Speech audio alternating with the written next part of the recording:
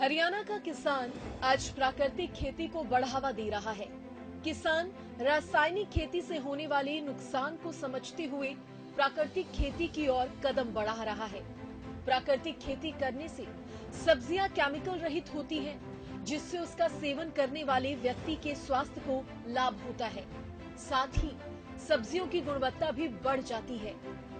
हरियाणा का किसान आज कम लागत से अधिक मुनाफा कमाकर विकास की राह पर भी अग्रसर है। सरकार और बागवानी विभाग के सहयोग से आज किसान को खेती के अलग अलग गुण सीखने को मिल रहे हैं। और ऐसे ही एक किसान है सुरेश यादव, जिन्होंने रासायनिक खेती से हटकर प्राकृतिक खेती को अपनाया है। वह बताते हैं कि प्राकृतिक खेती से होने वाले लाभ क्या हैं। इसके साथ ही किसान सुरेश प्राकृतिक खेती को अपनाकर आज एक प्रगतिशील किसान बन गए हैं। हरियाणा के रेवाड़ी जिले के किसान सुरेश यादव बागवानी करते हैं। वह बेर, ड्रैगन फ्रूट, सीताफल और कीनू की बागवानी भी करती हैं। वह बताते हैं कि शुरू में बिजली और पानी की ज्यादा दिक्कत होने की वजह से उनके लिए बागवानी करना इतना आसान नहीं था, लेकिन उनके शौक और जिद की वजह से ही उन्होंने बागवानी को मुश्किल हालातों में भी करके दिखाया।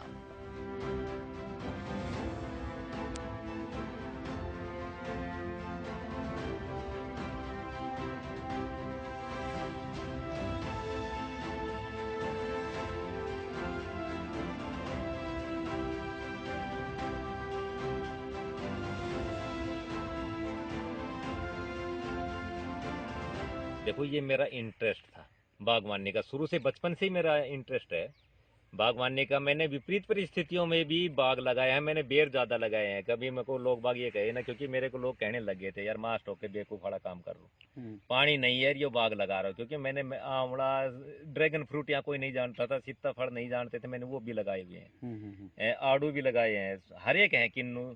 क्योंकि ये हमारी क्षारीय धरती है और पानी भी आपने चेक किया है बहुत खारा है। लेकिन मैं इंटरेस्ट में भाई मैं टैंकर गिरवाता हूँ अपना, दूर से आता है, 400-500 रुपए में टैंकर गिरता, फिर बाल्टियों से डालता। मेरे पास लाइट की भी सुविधा नहीं थी। और शुरू में मेरा जुनून था, नेचुरल फार्मिंग का भी जुनून था। मैंने जीवामृत डब्बों से रात ने 1 बजे पड़ोसी की बिजली चलाकर पानी देते हैं तो उनसे फेंक के आए। पानी देते समय रात को 1-1 बजे मैंने बाल्टियों से लेकर डब्बों से जीवामृत फेंक के आया। बस वही है, अब मैं टैंकर गिरवाता हूँ। फिर अब मेरे को गवर्नमेंट की योजना के तहत जैसे ट्रैक्टर मिला हुआ है, तो उसमें स्प्रे मशीन है, तो उसकी नलकी बिछाकर मैं पानी देता हूँ। प्रगतिशील किसान सुरेश बताते हैं कि किस तरह से सरकारी योजनाओं से उन्हें मदद मिली। सुरेश बताते हैं कि प्राकृतिक खेती में रासायनिक सामग्री का उपयोग नहीं होता और इसीलिए इसमें लागत कम और मुनाफा ज्यादा होता है।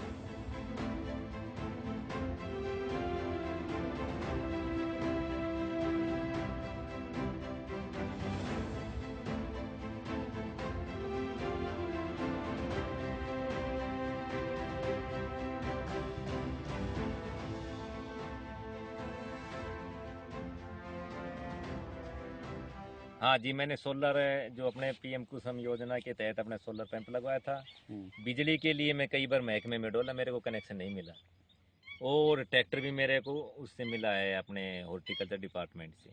अब इसमें जो फ्रूट फ्लाई ट्रैप है वो मुझे हॉर्टिकल्चर डिपार्टमेंट की तरफ से मिली हुई है। तो गवर्नमेंट काफ़ी इन योजनाओं का फायदा दे रही है। देखो, नेचुरल फार्मिंग में तो मुनाफा है ही है। वैसे इसकी थोड़ी सी मार्केट की समस्या होती है लोगों की, बाकी इसमें बहुत मुनाफा है। किसान सुरेश कहते हैं कि हॉर्टिकल्चर विभाग बाग लगाने में किसानों की पूरी सहायता करता है। इसके साथ ही सरकार सब्सिडी भी प्रदान करती है, जिससे किसानों को काफी मदद मिलती है। तो हॉर्टिकल्चर विभाग में शुरू में ही यदि हम बाग लगाना चाहें तो आप अपना एप्लीकेशन फार्म है अपने हॉर्टिकल्चर डिपार्टमेंट में दीजिए। वो अपने मेरी फसल मेरा ब्यौरा और मिट्टी की जांच, पानी की जांच की रिपोर्ट मांगेंगे। उसके बाद आपको वो पौधे प्रोवाइड करा देंगे, जो अपने सरकार से मान्यता प्राप्त नर्सरी है। और 50% आपको सब्सिडी मिल जाएगी उस पर। जैसे कि अमरूद पर, अनार पर 1,30,000 है तो उसकी 50%, बेरी पर 62,000 है तो 31, और खजूर पर तो मेरे ख्याल से 3 लाख है तो 1.5 लाख के लगभग। प्रगतिशील किसान सुरेश कीटनाशक से मनुष्य और फसल को होने वाले नुकसान के बारे में जानकारी देते हैं। वह कहते हैं कि किसानों को यह वहम है कि बिना रासायनिक पदार्थ के खेती करना मुश्किल है। जानकारी के अभाव में कुछ किसान इस तरह की सोच रखते हैं।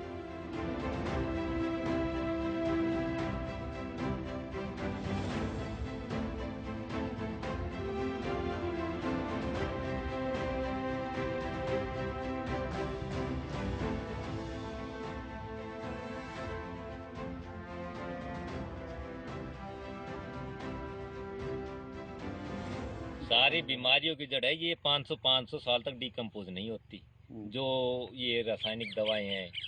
और लोगों को एक भ्रम है अगर जी इसके बगैर खेती नहीं होगी। हम कर रहे खेती बाग में, हमने गोबर की खाद जीवामृत गंजी हम 3 साल से नहीं डाला है कुछ भी। शुरू में हमने डाला था, अब कुछ डाला ही नहीं है क्योंकि पत्ते गिरते हैं वही गड़ सड़कर खाद का रूप।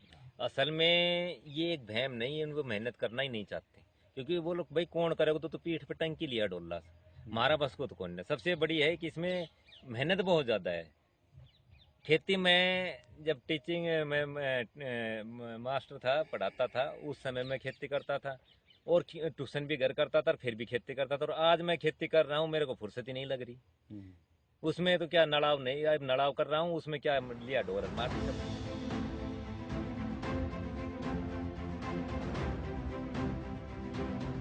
अन्य किसानों को भी किसान सुरेश रासायनिक पदार्थों का उपयोग न करने की सलाह देते हैं।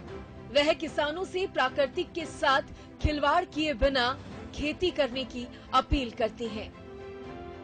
मैं यही कहूँगा अपने किसान भाइयों से, भाइयों इन छोड़ दो, कभी भी ये कीट नहीं मरेंगे। आप खूब दवाई, कितने साल हो गए मेरे ख्याल से 85 से लगे थे हम। मैं औरों के नहीं कहता भाई, हम अपने DAP यूरिया जो ये दवाई वगैरह लोग बाग छिड़कते 85 से लगे थे। आज तक वो क्या वो मर गए? वो फिर आ जाते हैं, बल्कि उनकी स्टेमिना शक्ति बढ़ रही है। जितना हम हैवी डोज दे रहे हैं उतनी उन कीटों की संख्या, वो स्टेमिना शक्ति बढ़ रही है। वो नहीं मरेंगे। आप जो अपने घुग्गू सिर सुकाड़ते उसको एल्ड्रिन में डाल दो, नहीं मरेगा। तो देखो ये जो प्रकृति के हैं मत खिलवाड़ करो, प्रकृति ने अपने अनुसार काम करने।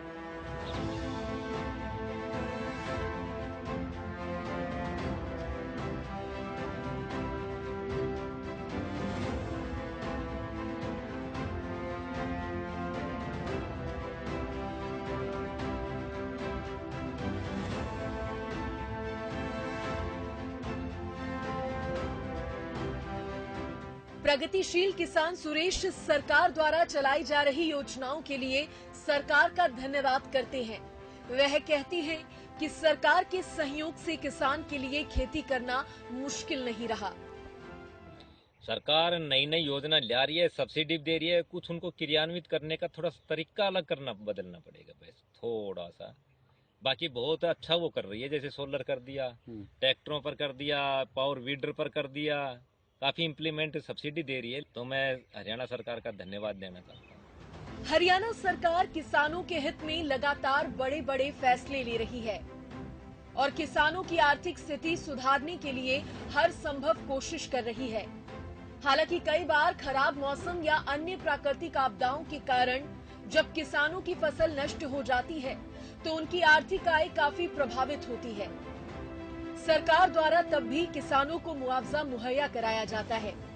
ऐसे में किसानों को इस तरह की समस्याओं से दो चार ना होना पड़े, इसके लिए भी सरकार की तरफ से किसानों की मदद के लिए अनेक किसान हितैषी योजनाएं बनाई जाती हैं। इतना ही नहीं, हरियाणा सरकार किसानों को जागरूक कर आधुनिक और प्राकृतिक खेती करने के लिए प्रोत्साहित करती रहती है। सरकार का मकसद है उन किसानों को भी खेती के लिए प्रेरित करना जो आज खेती से मुंह मोड़ रहे हैं। हरियाणा में आज का किसान महज एक किसान नहीं बल्कि प्रगतिशील किसान बनकर सामने आ रहा है।